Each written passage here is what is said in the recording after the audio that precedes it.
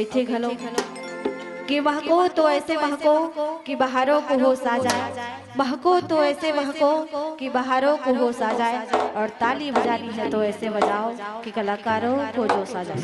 तो चलिए सभी श्रोता एक बार सबो जन खड़ा हो जाते तो अवाना ना जाती, ताली बजाओ, खड़ा हो, ताली बजा लो। अमर भैया पांडे भैया चेता दे का नहीं बजाना है कि नहीं चेता है ना, तो चलो सब जन खड़ा हो। ये तोला बंदा भोले बाबा का और भोला तोला बंदा भोले बाबा, तोला बंदा भोले बाबा का और भोला तोला बंदा भोले बाबा।